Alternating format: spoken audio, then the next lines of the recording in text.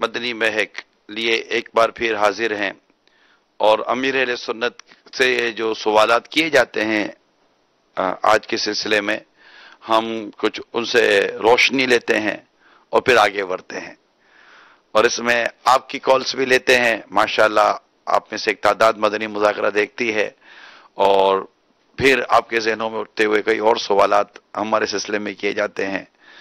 شرعی سوالات بھی آپ کرتے ہیں۔ اب شرعی سوالات ہم اس حد تک لیتے ہیں جب تک مفتی صاحب ہمارے ساتھ جلوہ فرما ہوتے ہیں، اور اس کے بعد پھر میں تو شرعی سوالات کے جوابات نہیں دے سکتا۔ آج ماشاءاللہ ہمارے ساتھ رکن شورا حاجی اظہر اتاری بھی سلسلے میں شامل ہیں، اور اتر بھائی بھی ہیں، ہوتے ہی ہیں ماشاءاللہ۔ آج امیر اہل سنت سے جو سب سے پہلے جو سوال ہوا تھا مدنی مذاکرے میں، وہ کچھ اس طرح کا تھا کہ جو لوگ مختلف انداز پر اقوال یا اس طرح کی حدیثیں اس طرح بیان کرتے تھے کہ یہ نبی پاک نے فرمایا ہے، یا یہ فلاں بزرگ نے فرمایا ہے، یا فلاں صحابی نے فرمایا ہے، تو اس کے بارے میں اتنی ویریفیکیشن نہیں ہوتی۔ تو امیر اہل سنت نے ماشاءاللہ بہت اچھی اس پر مدنی پور عطا فرمائے۔ پھر جس میٹر کو بیان کیا گیا تھا وہ الحمدللہ احیاء العلوم سے اس کا ایک ملتا جلتا تھا حصہ ملا۔ پھر مفتی صاحب نے بھی اس متعلق ایک روایت کا حوالہ دیا۔ پھر وہ نصیحتوں کے مدنی پھول امام غزالی رحمۃ اللہ تعالی علیہ کا جو رسالہ تھا، اس سے الحمدللہ کافی اس میں وہ مضمون بھی آپ نے فرمایا کہ موجود ہے۔ یہ اصل روایت جو ہے، وہ جو میں نے ذکر کی تھی، وہ دین و دنیا کی انوکھی باتیں، دل و دنیا کے انوکھی بات یہ جو کتاب آ رہی ہے یا تو آ چکی ہے، ایک حصہ آ چکا ہے نا، اس میں ہے، یا پھر دوسرا حصہ جو آ رہا ہے اس کے اندر یہ روایت موجود ہے۔ دوسرا حصہ بھی الحمدللہ دعوت اسلامی کی ویب سائٹ پر ہاں، اس میں دونوں میں سے کسی ایک حصے کے اندر یہ موجود ہے۔ بہت پیاری وہ بھی کتابیں اور کافی سارا مواد ہے۔ تو یہ ہمارا پہلا سوال تھا، اور اس پر ماشاءاللہ امیر سنت نے بھی بہت پیارے جوابات عطا فرمائے۔ تو مفتی صاحب اب یہ ہے تو ایک بہت بڑا پرابلم، اب مجھے کیسے ہو کہ یہ جو مجھے جو پوسٹ آئی ہے، تو کیا میں سامنے والے کو دیکھ کر کے یار بھیجی کس نے؟ جیسے میں اپنی مثال دوں کہ اگر مجھے یہ پوسٹ آپ کی طرف سے کوئی آتی ہے تو مجھے یقین ہے کہ بھائی یہ پوسٹ اب آگے بڑھانے میں حرج نہیں ہے، یا دعوت اسلامی کے جو ہمارے جو پیجز ہیں اگر اس سے یہ پوسٹ آتی ہے تو ہمیں اس کا پروسیجر پتا ہے کہ کس طرح یہ پوسٹ جو ہے نا ہمارے یہاں تحریر ہے، یہ عبارتیں ہیں، مدنی گلدستے ہیں، ہماری کس تفتیشی مراحل سے گزرتے ہیں۔ تو یہ سب مطلب الحمدللہ ہمارا حساب ہو جاتا ہے، لیکن ہر آدمی کے پاس تو نہیں ہوتا نا، تو آتی تو ہر طرف سے ہے، کیا کرنا چاہیے؟ جی، بالخصوص نبی کریم صلی اللہ تعالی علیہ وآلہ وسلم کی احادیث کا جو معاملہ ہے وہ ہماری شریعت کے اندر انتہائی نازک ہے۔ یعنی اس حوالے سے کہ میں اس کی تفصیل پہلے بھی بیان کر چکا ہوں مدنی چینل پہ کئی مرتبہ، کہ علماء اہل سنت کا، تمام ہی اہل سنت کا اس بات پر اتفاق ہے کہ کوئی کبیرہ گناہ ایسا نہیں ہے کہ جس کے ارتکاب کی وجہ سے، جس کے کرنے کی وجہ سے بندہ دائرہ اسلام سے خارج ہو۔ کوئی گناہ ایسا نہیں، یعنی کسی نے بھی کبیرہ سے کبیرہ گناہ کیا، گناہگار ہے، فاسق ہے، جہنم کا مستحق بنتا ہے، لیکن اس کے اوپر یہ حکم نہیں رکھتا کہ وہ دائرہ اسلام سے خارج ہو گیا۔ ہاں، اگر کوئی ضروریات دین میں سے معاملہ ہے اور اس کا وہ الٹ عقیدہ رکھتا ہے جو رکھنا چاہیے تھا، وہ کافر ہونے کی صورت ایک الگ ہے، لیکن کوئی بھی کبیرہ گناہ کرنے کی وجہ سے وہ کافر نہیں ہوتا، اس پر تمام کا اتفاق ہے۔ البتہ نبی کریم صلی اللہ تعالی علیہ وسلم کی جو حدیث مبارکہ ہے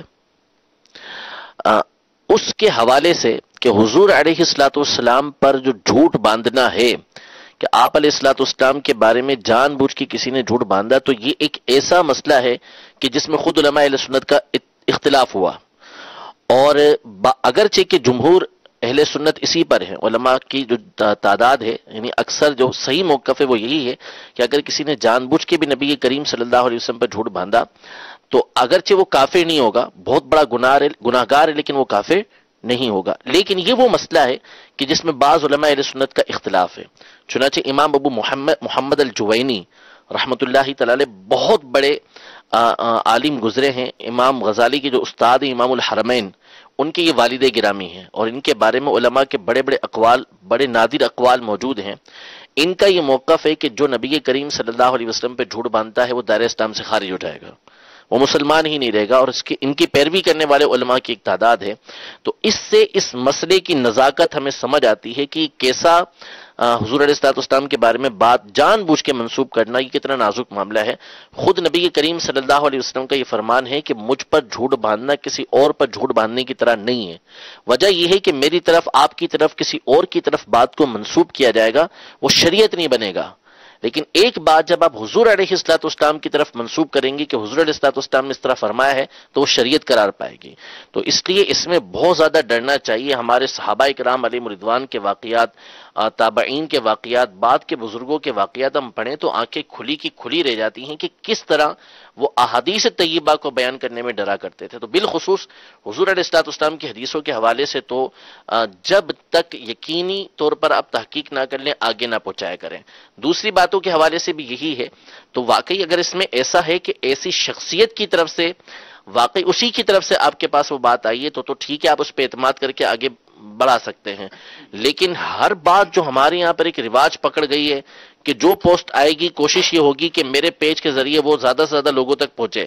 اب اس میں کیا نیت ہے کیا نیت نہیں ہے یہ اللہ تبارک و تعالی بہتر جانتا ہے، لیکن ایسا ہونا نہیں چاہیے۔ جب تک ایک چیز کی تفتیش اور تحقیق آپ کے پاس نہ ہو جائے ہرگز جو ہے اس طرح کی باتوں کو شیئر نہ کیا کریں۔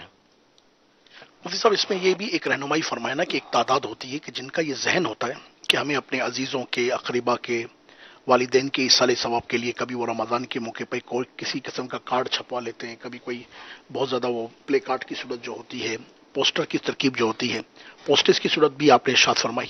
تو ان کو اگر اس طرح کے ایصال ثواب کے کارڈ، وہ پلے کارڈ ہوں یا پھر پاکٹ سائز کارڈ ہوں، ان کو اب یہ چھپوانے کی ترکیب ہے تو جہاں سے بھی جو چیز اٹھائے اسے اختیار کر لینا چاہیے، یا پھر اس طرح کے اقوال کے لیے پراپر جو ایتھینٹک بکس ہیں ان میں اگر قرآن و حدیث کی بات جس طرح سے لکھی ہے وہ ریفرنس بھی کوڈ کرتے ہوئے لکھیں تو یہ کیا مناسب نہ ہوگا؟ دیکھیں ریفرنس تو اپنی جگہ پر ہے، لیکن ریفرنس کی تفتیش کون کرے گا کہ وہ ٹھیک ہے بھی یا نہیں ہے؟ بخاری مسلم جو نیچے لکھا ہوا آتا ہے نا، جی جی، تو یہ کیسے پتا چلے؟ اب مثال کے طور پر میں آپ کو بتاؤں، مجھے اس بات کا پورا پتا ہے، ہماری بات پوسٹیں چلی، امیر سنت کے نام سے پوسٹیں چلی، نیچے سارا لکھا ہوا تھا اس انداز پر کہ یہ بالکل امیر سنت کا جو فیس بک ہے جو پیج ہے نا، یہ اسی سے جیسے چلی ہے، اور ہمارا سوشل میڈیا کا لوگو بھی لگا ہوا ہے، یہ میں نے خود دیکھی ہے۔ لیکن اب یہ جب میں نے یہ دیکھی تو مجھے تو پتا تھا یہ پوسٹ ہماری تو بنی نہیں ہے، نہ یہ بن سکتی ہے اس طرح کی کوئی پوسٹ، کوئی تحریر۔ تو اب یہ کہ اب اتنا کون کرے کہ اب نیچے لکھا ہوا ہے مطلب کہ دعوت اسلامی، تو وہ دعوت اسلامی کے آفیشیل پیج پر جاؤ دیکھ لے کیا یہ واقعی یہ دعوت اسلامی کے آفیشیل پیج پر یہ پوسٹ لگی ہے، یا میرے نام پر ہے تو بھائی عمران کے نام پر جا کر دیکھو اس کے فیس بک پہ واقعی یہ پوسٹ ہے، یا امیر سنت کے تو بھائی الیاس قادری ضیائی کے نام پر جا کر دیکھو کیا واقعی یہ پوسٹ ہے۔ اتنی کون محنت کرے گا؟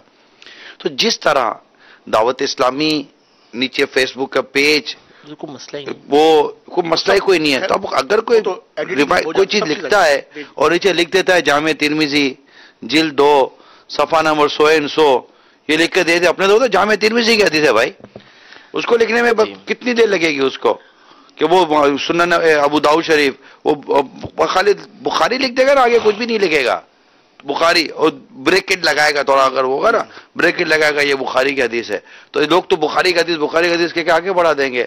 تو یہ جو ہے نا آئی کہاں سے ہے؟ میرا تو اپنا یہ آئی کہاں سے؟ اس میں جو عطر بھائی کہہ رہے ہیں اس میں بہتر یہی ہے کہ جو اقوال یا ایسی باتوں کو چھاپنا چاہتے ہیں، اللہ کا فضل و احسان ہے، ہمارے المدینۃ العلمیہ کے ذریعے، مکتبۃ المدینہ کے ذریعے کتابیں چھپ رہی ہیں، اور اس میں ایسی باتیں ہوتی ہیں کہ جس کو ہم آگے بیان کریں تو انشاءاللہ نیکی کی دعوت عام ہوگی، بہت ساری باتیں ایسی پہنچیں گی کہ جس پر عمل کر کے ڈھیروں ڈھیر نیکیاں ملیں گی، ایصال ثواب کا سلسلہ ہو سکتا ہے۔ تو اس کا بہتر طریقہ کار یہی سمجھ آتا ہے کہ جو اتھینٹک علماء کی لکھی ہوئی کتابیں ہیں ان میں جو ایک مضمون ہو یا ایک پیراگراف ہو یا کوئی قول لکھا ہوا ہو تو وہ آگے اس کو چھپوایا جائے، وہ چھپوانے کے وہ ریفرنس بھی لکھا جائے نا، میں یہ کہنا چاہ رہا ہوں جس کی کتاب سے لیا اس کا ریفرنس دیا جائے، یہ ضروری ہے۔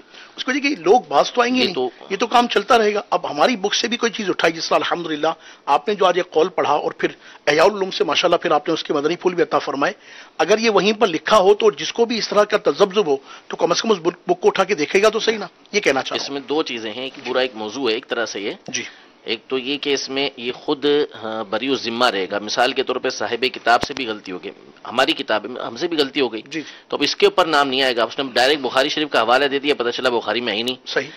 دوسرا اصل میں یہاں پر کئی علماء نے یہ بات لکھی ہے کہ جب کوئی کسی کی کتاب سے لیتا ہے نا, یا کسی کی بات کو لیتا ہے, کوئی نقطہ کسی نے بیان کیا, تو اس میں برکت اسی صورت میں حاصل ہوگی کہ جس سے لیا ہے اس کی طرف منسوب کرے.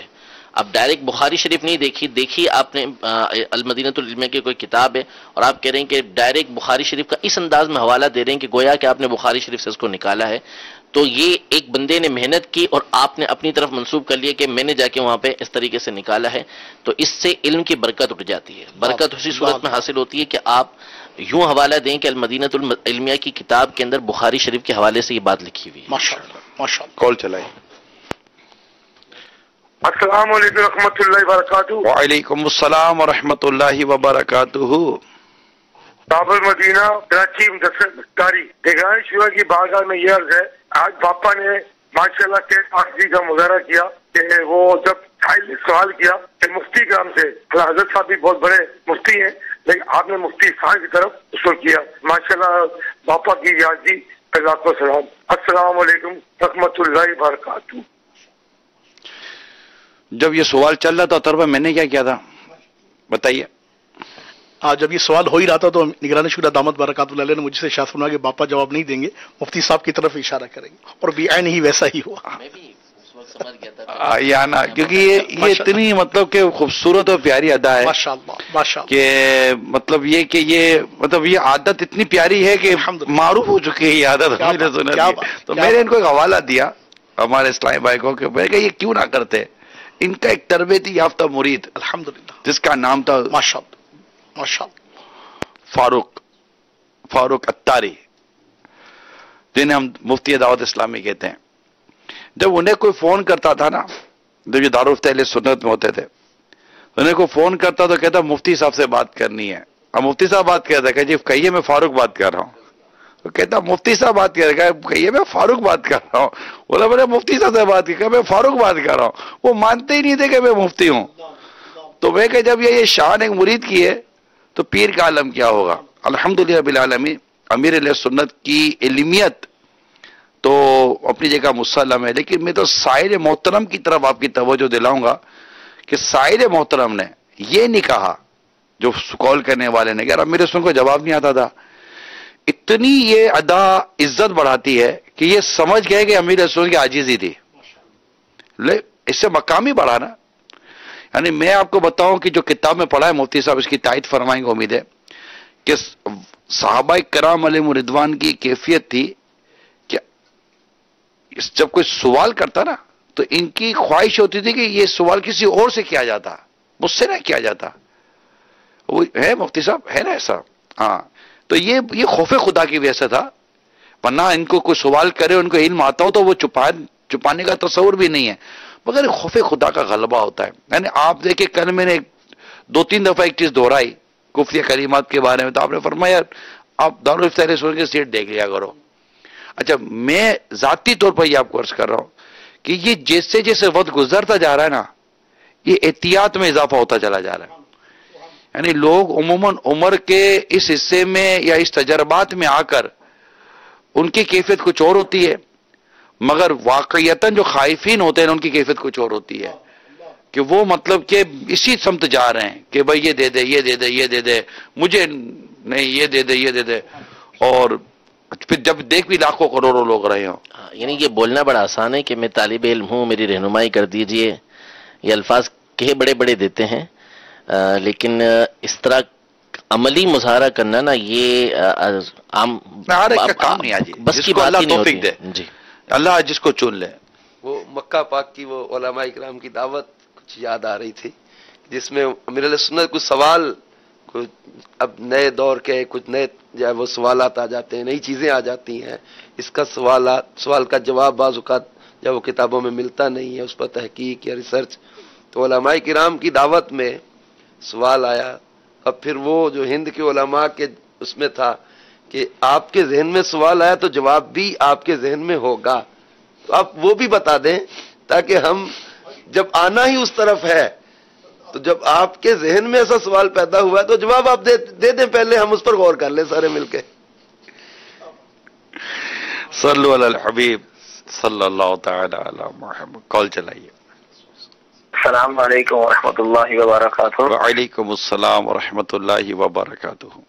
محمد ذیشان اتاری ملتان شریف سے بات کر رہا ہوں، اور مفتی صاحب سے یہ سوال والا ہے کہ ہم کرتے ہیں گولڈ کا کام اور ہمارے پاس بنتے ہیں اللہ والے اور محمد کے نام کے لاکٹ، کیا یہ کام کرنا جائز ہے کہ نہیں؟ یہ ہمارے لیے رہنمائی، اور پہننا بھی جائز ہے کہ نہیں؟ اصل میں دیکھیں، ویسے اگر لاکٹ کو دیکھا جائے گا فی نفسی ہی تو ظاہر ہے کہ عورت کے لیے سونے کے لاکٹ وغیرہ پہننا تو جائز ہے. مرد کے لیے تو چاہے اللہ تبارک و تعالیٰ کے نام کا ہو یا حضور علیہ الصلوۃ والسلام کے نام کا ہو یا بغیر نام کا ہو، مرد تو سونا پہن ہی نہیں سکتا، گولڈ پہننے کی تو اس کو اجازت ہی نہیں ہے.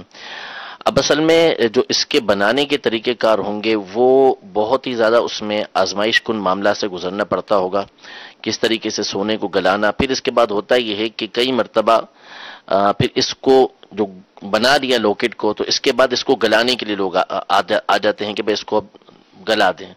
تو اب یہ بڑی آزمائش کن صورت بن جاتی ہے، تو اس لیے مشورہ یہی ہے کہ یہ کام نہیں کیا جائے، اس طرح کے مقدس ناموں کے لاکٹ نہ بنا جائیں تو اچھا ہے. کال چلائیے. نگران شورا مفتی صاحب اور رکن شورا کی بارگاہ میں السلام علیکم ورحمۃ اللہ وعلیکم وبرکاتہ. السلام ورحمۃ اللہ وبرکاتہ. میرا نام محمد فیضان اتاری ہے، میں مربو خاص بابل اسلام سے بات کر رہا ہوں. مجھے مفتی صاحب سے یہ مسئلہ پوچھنا ہے کہ کسی مسلمان کو خون دینا کیسا؟ اس میں علماء نے اجازت مرحمت فرمائی، لیکن اس صورت میں جبکہ اس کے علاوہ کوئی چارہ نہیں ہے، یعنی اب اس کی جو جان بچے گی یا اس کا کوئی عضو بچے گا یا اس کی طبیعت ہی اسی کے ذریعے بحال ہوگی، اس کے علاوہ کوئی اس کے پاس ذریعہ نہیں ہے، تو اس صورت میں خون دینے میں حرج نہیں ہے، دے سکتے ہیں. کال چلائیے. گھر میں ہم 10 سال سے 11ویں شریف غوث پاک کے نام کا چراغ جلاتے ہیں جمعرات کی جمعرات، یہ جلانا کیسا ہے؟ جی مفتی صاحب. اس میں بعض مقامات پر جیسے گھی کا بعض لوگ جلاتے ہیں تو اس کو تو اعلیٰ نے اسراف فرمایا کہ اس کا چراغ جلانا یہ گھی کے ذریعے یہ تو اسراف ہے.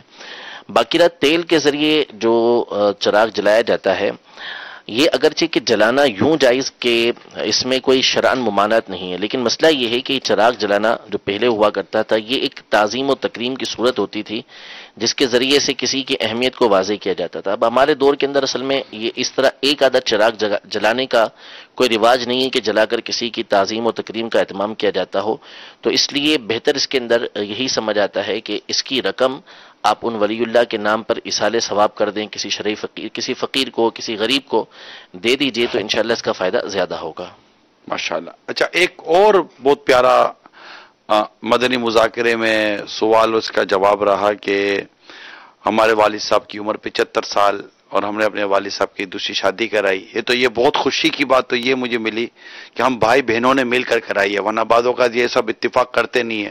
ہو سکتا ہے اتفاق نہ بھی ہو بعضوں کا، لیکن جو سوال میں آیا تو 75 سال کے والد صاحب پھر ان کی دوسری شادی کرا دینا، پھر اس کی ماں جو ایک والدہ آئی ہیں اس کے بارے میں ہمیں کیا کرنا چاہیے، تو ان کی خدمت وغیرہ کا. تو اس پر امیر سنت جو ابتدا کی کہ پہلے تو آپ نے اپریشیٹ کیا کہ یار آپ نے ان کی شادی کرا دی، یہ بہت اچھا کیا. اور یہ میں نے کئی مرتبہ دیکھا ہے مدنی چینل پر، نجی طور پر بھی آپ فرماتے ہیں کہ یار مطلب جیسے کہ مرد کا تو جو سوگ ہے وہ 3 دن ہے مرد کے لیے نا، جو بیوی انتقال ہو گیا تو اب مطلب اس کے بعد اس کی شادی کرا دو، یہی ہے نا مفتی صاحب، اس کے بعد اس کی شادی کرا دو.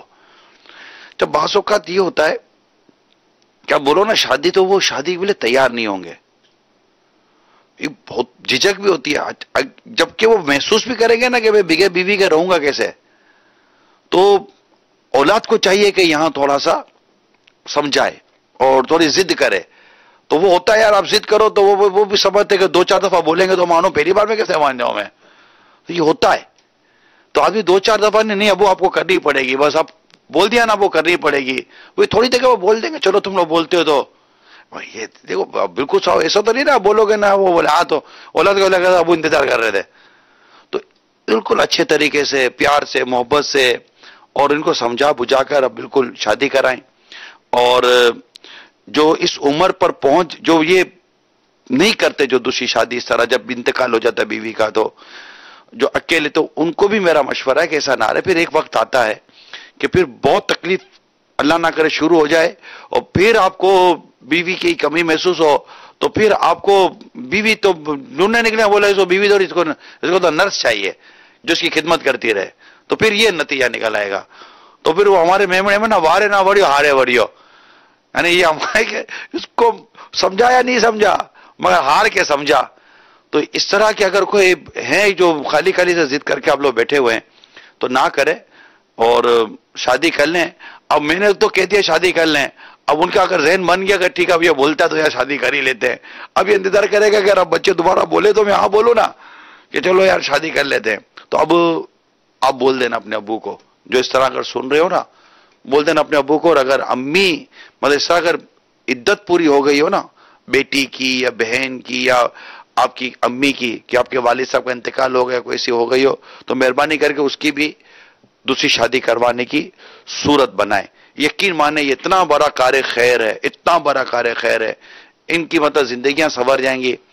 ہمارے زمانے میں اولاد اپنے ماں باپ کو سنبھال نہیں سکتی, آگے جا کر پھر یہ بیچارے دکھی ہو جاتے ہیں اور سسر صاحب بہو کے رحم و کرم پر آ جاتا ہے, اور پھر یہ بھی درست نہیں ہوتا, بعض سسر پر خطر ہوتے ہیں, تو یہ بھی عجیب پھر مسائل شروع ہو جاتے ہیں.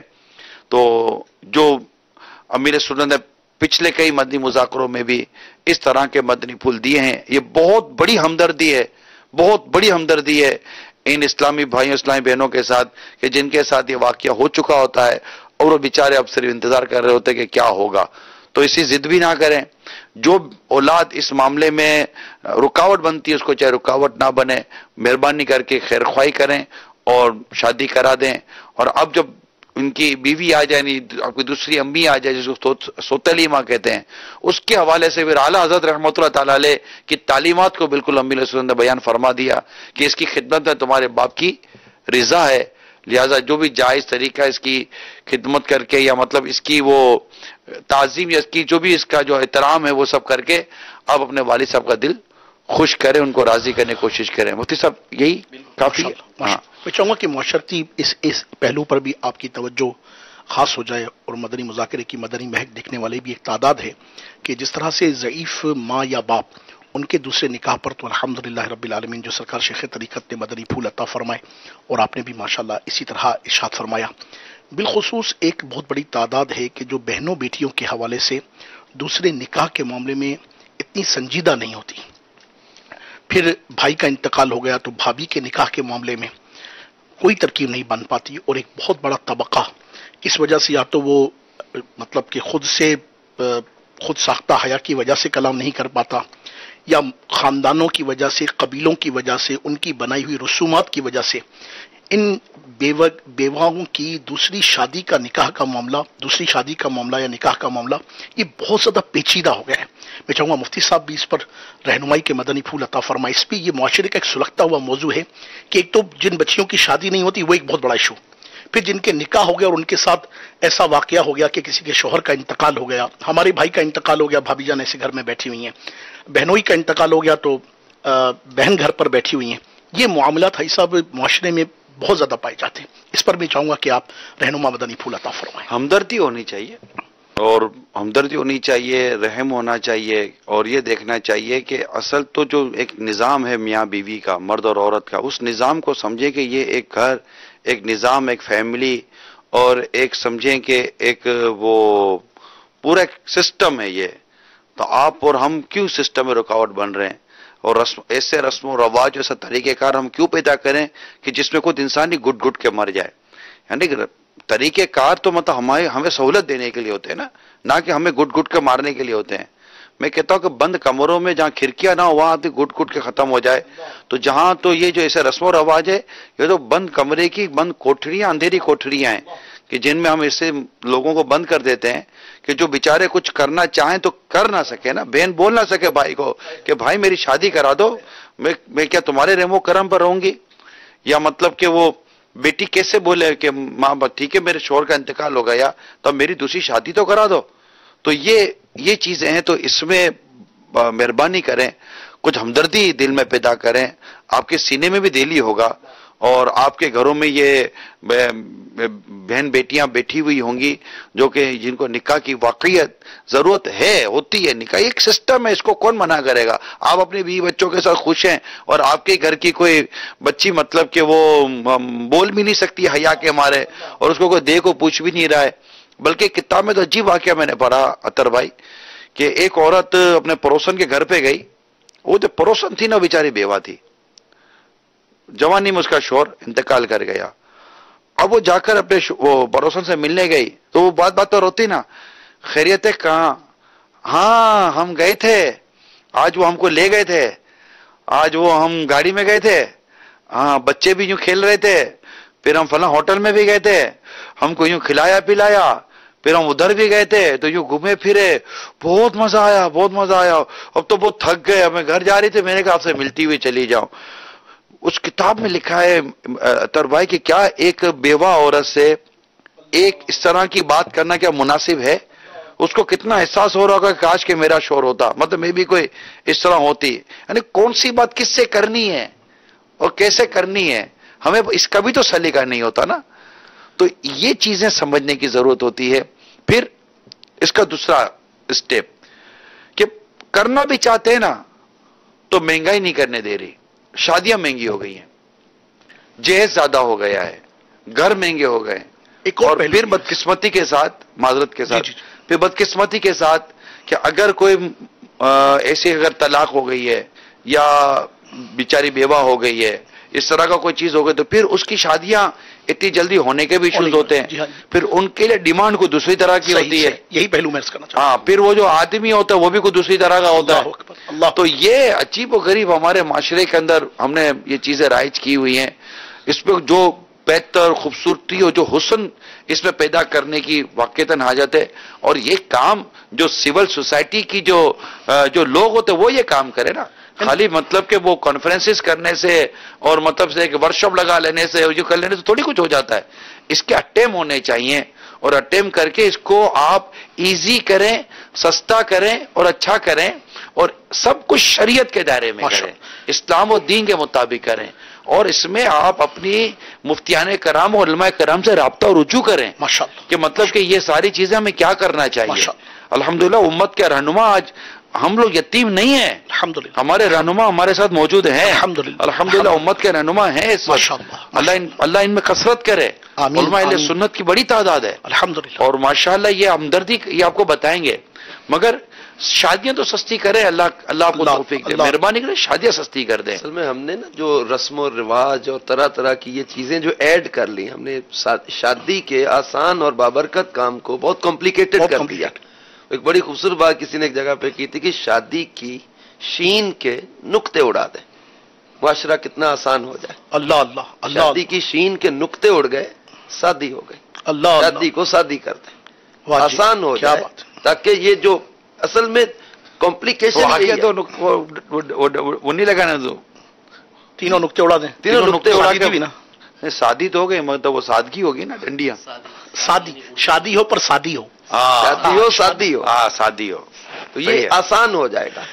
پہلے نکاح کے موضوع کتنے مہنگے ہو گئے. اللہ اللہ. یہ نقطے ہی تو آئی صاحب، نقطہ ہی اڑ جائے تو نقطہ بن جاتا ہے، نقطے کو نقطہ لگ جائے تو نقطہ بن جاتا ہے. بڑی یہ نقطے والا بیٹھا نا، یہ بے نقطہ ہے.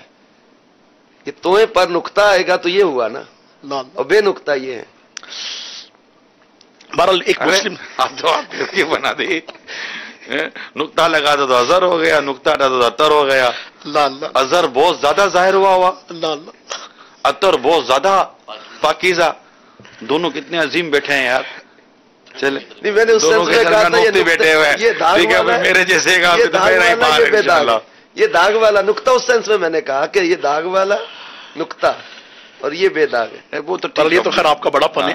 موضوع پر آ جاتے ہیں کہ ایک آئیڈیل مسلم سوسائٹی کے لیے واقعی شادی کو سادہ ہونا اور جو معاشرتی پہلو ہیں بیوہ بیٹیوں کے نکاح کا ہونا، اس بات کا احساس کرنا یہ بہت ضروری ہے. اور واقعی گناہ کرنا کتنا آسان ہوتا چلا جا رہا ہے اور اس کے مقابلے میں ہم نیکی کو کتنا مشکل ترین کرنے کی صورتیں بنا رہے ہیں. ایسا نہیں ہونا چاہیے. اور قبلہ نے کتنی پیاری بات ارشاد فرمائی کہ مفتیان اکرام موجود ہیں. جب الحمدللہ امت کے رہنما ہمارے پاس ہیں تو ان کی رہنمائی سے برکتیں حاصل کرتے ہوئے خدا را ان چیزوں کو آسان کیجیے. اللہ کرے کہ ہمارا یہ اس وقت کا یہ سلسلہ دیکھ کر بھائی بہن والد یہ اس طرح کے جو بھی فیملی ممبر ہیں وہ ایک جائز اور پردے میں رہے ہوئے طریقے کے مطابق اور ایک حیا کے تقاضے پورے کرتے ہوئے اس سمت بڑھیں اور ان مظلوموں کی مدد کریں. آمین آمین. جہاں ایسا ہوتا ہو اس کو اپریشیٹ، جیسے امیر سنت نے کیا. بعض لوگ جہاں اس چیز کو نا تھوڑی بڑی عمر میں جب کسی کا نکاح ہونے لگتا ہے اس کو معاذ اللہ مذاق اور مسخری اور کہتے ہیں کہ یہ اس عمر میں اس کو مستیاں سوج رہی ہیں، معاذ اللہ اس کو جو ہے نا وہ عیاشی کے زمرے میں لینے کی سوچ کئیوں کو نا مذاق بناتے ہیں. اللہ کی پناہ. علم کی کمی ہے. مدنی چینل دیکھتے رہیں گے، مدنی مذاکرہ دیکھتے رہیں گے تو انشاءاللہ سوچے بھی پاکیزہ ہو جائیں گے انشاءاللہ. اور یہ جو آپ نے خوبصورت بات کی نا کہ یہ بیٹے بیٹیاں گھر فیملی والے، اس میں کیمیا سعادت والی وہ بات بھی اگر آپ ایڈ کر دیں نا، وہ بزرگ رحمت اللہ علیہ کا واقعہ امام غزالی نے فرمایا، ان کی زوجہ کا انتقال ہو گیا تھا تو یہ نکاح کی طرف توجہ دلائی. انہوں نے کہا اب میں ذکر الہی یا دیگر معمولات کے لیے ایزی ہو گیا تو اب نکاح کے لیے ابھی انہوں نے نہ مانے. تو پھر خواب میں ایک منظر دیکھا، فرشتوں نے ان کو کچھ ایسا تذکرہ کیا کہ یہ وہ مرد ہے یہ وہ مرد ہے. انہوں نے پوچھا وہ مرد شوم، اس طرح کا کوئی ذکر میرے ذہن میں آ رہا ہے کہ میں سعادت میں کہیں پڑھا تھا. تو انہوں نے پوچھا کہ وہ مرد شوم مجھے کہا؟ انہوں نے کہا ہاں تمہیں کہا. کیوں؟ پہلے تمہارے اعمال مجاہدین کے ساتھ آتے تھے، اللہ، اب تمہارے اعمال ان کے ساتھ نہیں آئے. تو یوں پھر انہوں نے کہا کہ پھر میں وہ دوستوں نے جنہوں نے نکاح کا کہا تھا کہ وہ نکاح کی بات جو کر رہے تھے تو نکاح کے لیے احیاء العلوم میں نقل کیا امام غزالی رحمۃ اللہ تعالی علیہ نے. ہو سکتا ہے کیمیا سعادت میں بھی یہ نکاح کے فضائل میں امام غزالی نے اس کو ذکر کیا. احیاء العلوم دوسری جلد میں ہے یہ واقعہ. جی کال چلائیں. مدنی مذاکرے کی مدنی محکمے سوال کرنا چاہ رہا ہوں. میرا سوال یہ ہے کہ سنا ہے کہ قبر کے اوپر اپنا سولر سسٹم سے اگر قرآن پاک کی آیات تلاوت، قرآن پاک کی LCD آڈیو قرآن پاک کی لگا دی جائے تو اس سے کوئی فائدہ ہوگا، ثواب ہوگا صاحب قبر کو یا لگانے والے کو؟ ریکارڈڈ. اصل میں غالباً امیر علیہ سنت سے سوال ہوا تھا مدنی مذاکرے میں. تو جو طریقہ کار ہے اس میں ریکارڈڈ آپ نے لگا دی اور سنے گا کون؟ سننے والا تو کوئی ہوگا نہیں. اور ایسے مقام پہ ریکارڈڈ لگانا کہ جہاں کوئی سننے والا نہیں ہے یہ مناسب بھی نہیں ہوتا. اور طریقہ کار بھی ہمارے حالانکہ عرصہ ہو گیا لیکن علماء نے اس کو رواج بھی خبر کے لیے شاید کہہ رہے ہیں، لیکن اصل میں یہ اس طرح کا معاملہ رہا نہیں نا. تو ایسے طریقے سے اجتناب کرنا ہی بہتر سمجھ آتا ہے کہ خود ہی ایصال ثواب پڑھ کے انہیں کرتے رہیں. کال چلائیں.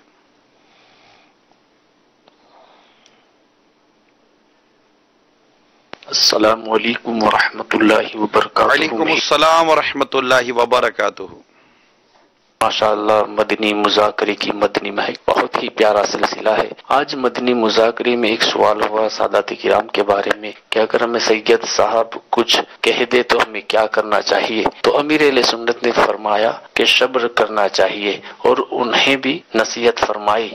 اور دیکھتے آ رہے ہیں کہ امیر اہل سنت کا اہل بیت پاک اور سادات کرام سے محبت، اور جو ڈاکٹر حضرات ہوتے ہیں ان کو بھی نصیحت کرتے ہیں کہ آپ سادات کرام سے کچھ روپے پیسے کم لیا کرے. تو یہ امیر سنت کا حصہ ہے. اللہ تبارک و تعالی امیر اہل سنت جیسی اہل بیت سے محبت ہمیں بھی کرنے کی توفیق عطا فرمائے.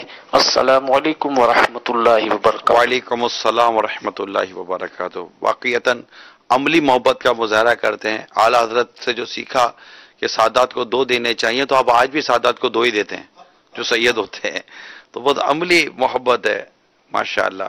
اللہ ان محبت کا ہمیں بھی فیضان عطا فرمائے ماشاءاللہ. کال دیں. السلام علیکم ورحمۃ اللہ وبرکاتہ. وعلیکم السلام ورحمۃ اللہ وبرکاتہ.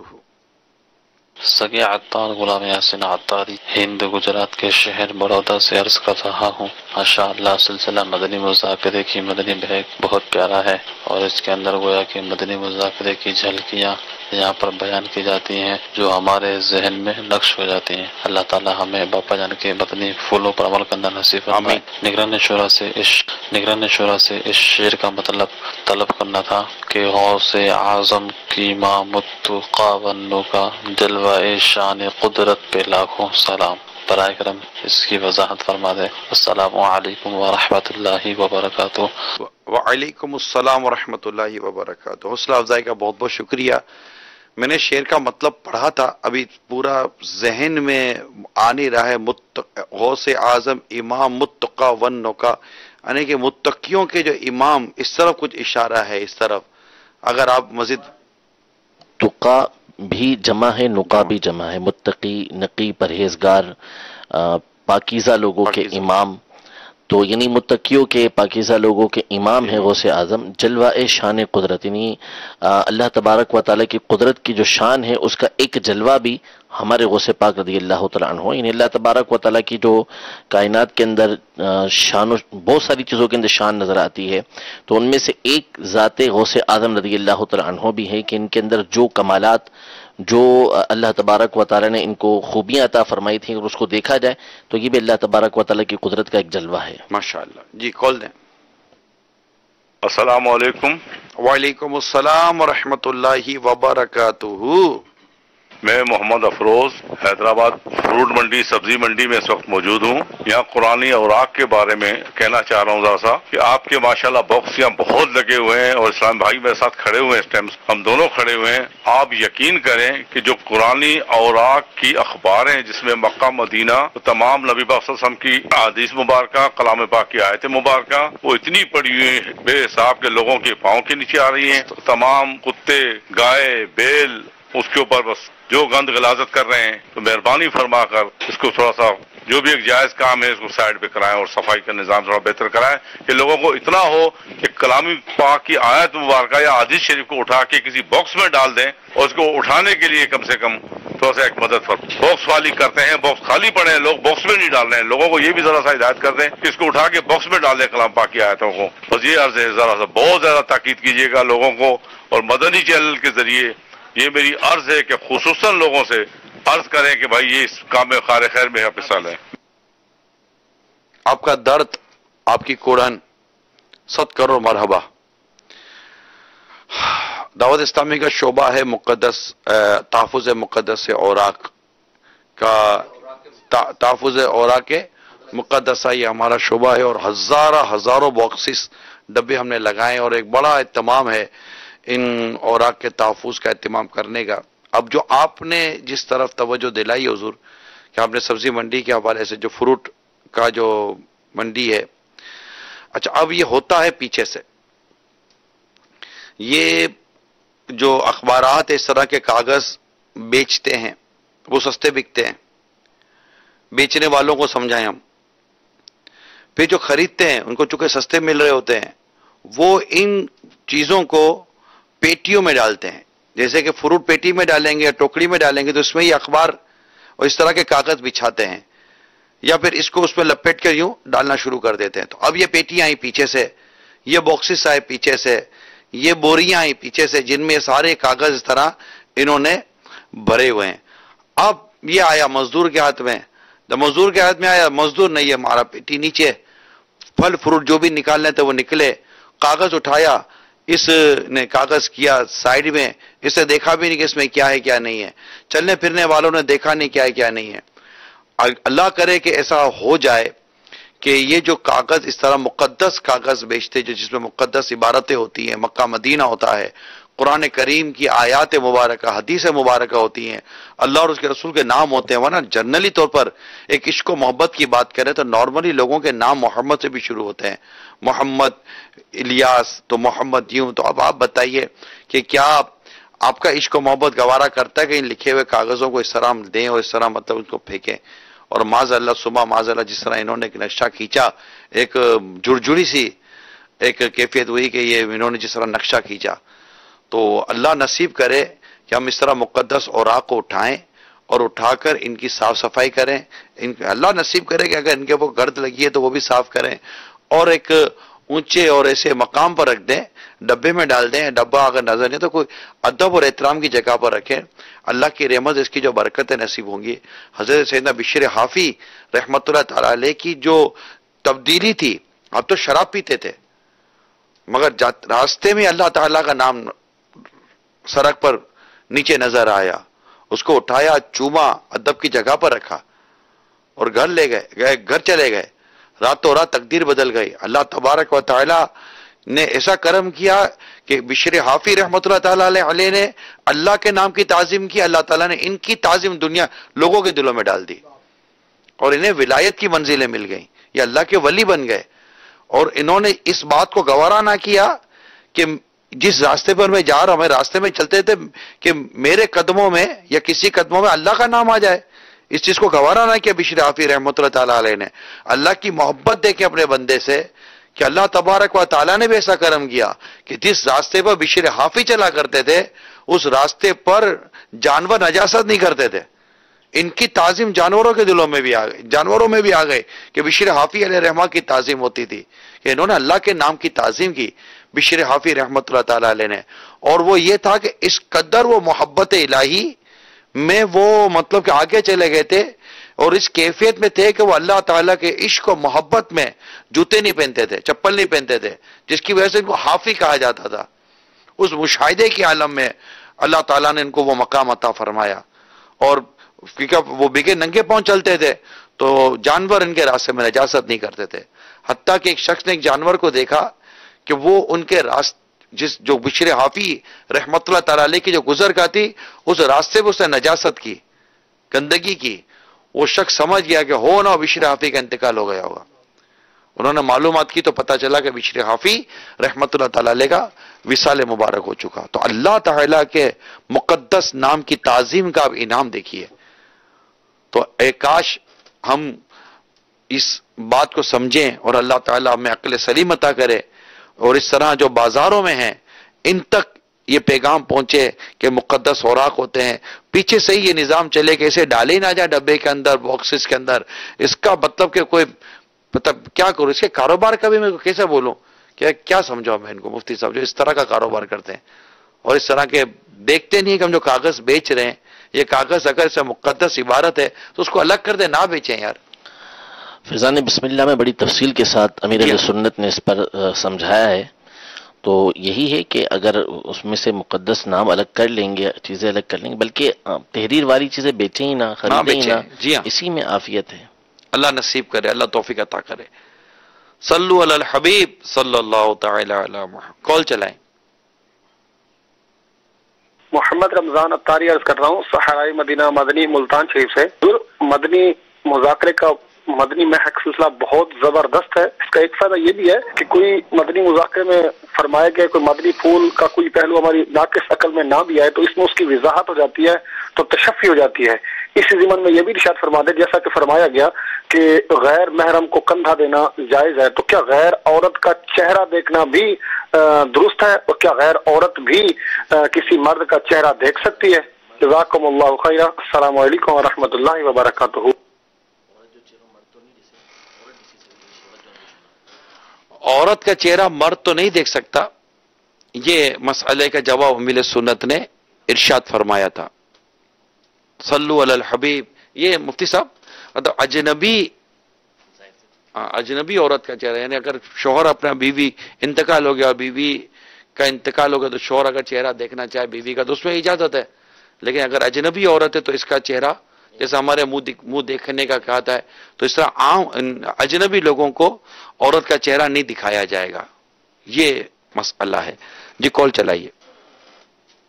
یہ انگریزی مہینہ اب یہ انگریزی سال سن 2017 ختم ہوگا, اب 18 شروع ہوگا, کیا اس کی مبارکباد دے سکتے ہیں یا نہیں؟ کسی نے مجھے کہا ہے, میسج آیا کہ انگریزی مہینے کی مبارکباد دینا حرام ہے, اس میں ہماری رہنمائی فرما دیں. جزاک اللہ. آمین. دیکھیں حرام حلال کا تو مجھے مسئلہ معلوم نہیں ہے, مگر مبارکباد دینے کا کوئی یہاں محل نہیں ہے. اسلامی مہینہ ہمارا جو پہلا وہ محرم ہے, ذوالحجہ ہمارا آخری مہینہ ہے, اور اسلامی اور پہلا مہینہ ہمارا محرم ہے, اور اس مقام پر یہ انگلش عیسوی تاریخ کے حساب سے جو سال تبدیل ہوتا ہے اس کی مبارک دینے کا کوئی مجھے تو موقع و محل بھی نظر نہیں آتا، کوئی ایسی بیسی نظر نہیں آتی کہ ہم کو مبارکباد دینی ہو. اور ویسے سال جس طرح گزرا ہے اور آگے کی جیسی ہماری کیفیت ہے تو افسردگی ہے، افسوس ہے کہ کاش کہ یہ سال جو گزر گیا یہ کوئی اچھے کاموں میں گزرتا. اور اعمال ایسے کردار اور عادت ایسی ہے ہی نہیں کہ جس کے اوپر یہ ہم کہیں کہ بس آتے سال ہم یوں نہیں کی اور پرہیزگاری کے وہ مطلب کہ وہ کچھ کر لیں گے. اللہ تعالیٰ بے حساب بخش دے بس ہمیں. الحمدللہ رب العالمین ہم نے مدنی مذاکرے کے مدنی مہک کا یہ سلسلہ کیا. کل ایک بار پھر انشاءاللہ تعالی مختلف سوالات کے ساتھ مدنی مذاکرے کی مدنی مہک کا سلسلہ لے کر حاضر ہوں گے. صلو علی الحبیب صلی اللہ تعالی علی محمد. مدنی مذاکرہ ہے شریعت کا خزینہ، اخلاق کا تہذیب کا طریقت کا خزینہ. مدنی مذاکرہ ہے، مدنی مذاکرہ، مدنی مذاکرہ ہے، مدنی مذاکرہ، مدنی مذاکرہ. عائشہ دعوت اسلامی کی مدنی خبریں دیکھیے مگر ٹھہریے، پہلے اچھی اچھی نیتیں فرما لیجئے تاکہ ثواب بھی ملے. صلو علی الحبیب صلی اللہ تعالی علی محمد. فرمان مصطفیٰ صلی اللہ تعالی علیہ وآلہ وسلم، نیت المؤمنی خیر من عملی، مومن کی نیت اس کے عمل سے بہتر ہے. اللہ عز و جل کی رضا پانے اور ثواب کمانے کی غرض سے دعوت اسلامی کی مدنی خبریں دیکھنے سے پہلے اچھی اچھی نیتیں فرما لیجئے. دین کا کام کرنے والی مدنی تحریک دعوت اسلامی کے بارے میں معلومات حاصل کروں گا. اس کے ذریعے مزید مدنی ماحول میں خود کو مضبوط کرنے کی کوشش کروں گا. جو علم دین کے مدنی پھول ملیں گے ان پر عمل کرنے کی کوشش کروں گا. عبرت والی خبروں کے ذریعے اپنی آخرت کو یاد کروں گا. جہاں جہاں صلو علی الحبیب سنوں گا درود شریف پڑھوں گا. تیرا شکر مولا دیا مدنی ماحول، نہ چھوٹے کبھی بھی خدا مدنی ماحول. قیامت تلک یا الہی سلامت، قیامت تلک یا الہی سلامت رہے تیرے عطار کا مدنی ماحول. یا اللہ عطا و دعوت اسلامی کو قبول. الحمدللہ رب العالمین والصلاة والسلام علی سید المرسلین. اما بعد فاعوذ باللہ من الشیطان الرجیم. بسم اللہ الرحمن الرحیم. الصلاة والسلام علیک یا رسول اللہ وعلی آلک واصحابک یا حبیب اللہ. الصلاة والسلام علیک یا نبی اللہ وعلی آلک واصحابک یا نور اللہ. مدنی چینل کے ناظرین، دعوت اسلامی کی مدنی خبریں لیے حاضر ہیں. ابتداءً مدنی خبروں کی جھلکیاں. دعوت اسلامی کو جانتے ہو کیا ہے، فیضان مدینہ ہے، فیضان مدینہ ہے. قبرستان اور مزارات اولیاء پر سلام کا طریقہ بتایا امیر اہل سنت نے مدنی مذاکرے میں. ملک و بیرون ملک کے عاشقان رسول کی بڑی تعداد میں شرکت. فیضان مدینہ ہے، فیضان مدینہ ہے. شہزادہ عطار الحاج عبید رضا عطاری مدنی کا سنتوں بھرا بیان. عاشقان رسول نے پائی آپ سے ملاقات کی سعادت. فیضان مدینہ ہے، فیضان مدینہ ہے. نگران پاکستان انتظامی کابینہ حاجی شاہد عطاری اور جامعۃ المدینہ کے طلباء کرام.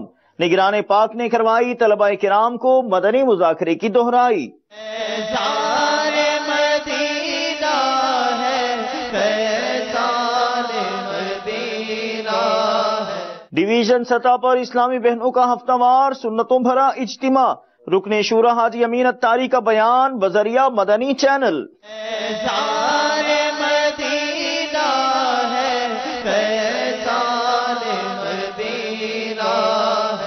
شعبہ تعلیم کے تحت عالمی مدنی مرکز فیضان مدینہ میں سنتوں بھرا اجتماع، رکن شورا حاجی عفور رضا اتاری کا بیان اور شرکاء کے تاثرات۔ فیضان مدینہ ہے، فیضان مدینہ ہے۔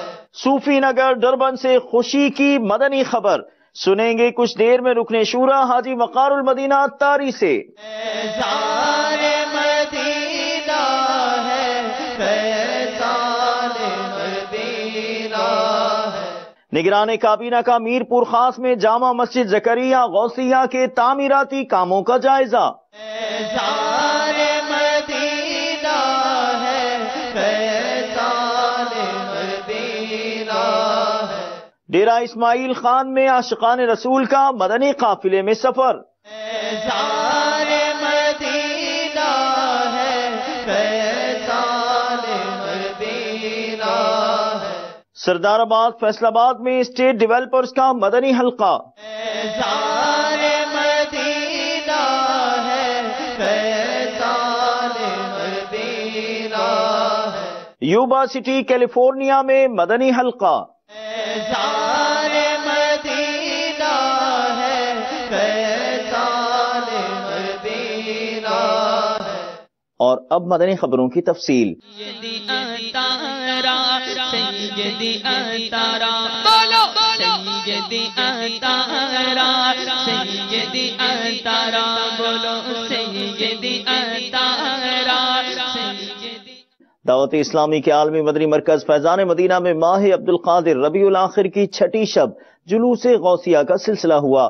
بعد ازاں مدنی مذاکرے میں امیر اہل سنت سے سوالات کا سلسلہ ہوا جن کے آپ نے جوابات عطا فرمائے، جبکہ خصوصی مدنی مذاکرے اور نفل روزے کی سحری کی سعادت بھی کئی عاشقان غوث اعظم کو نصیب ہوئی۔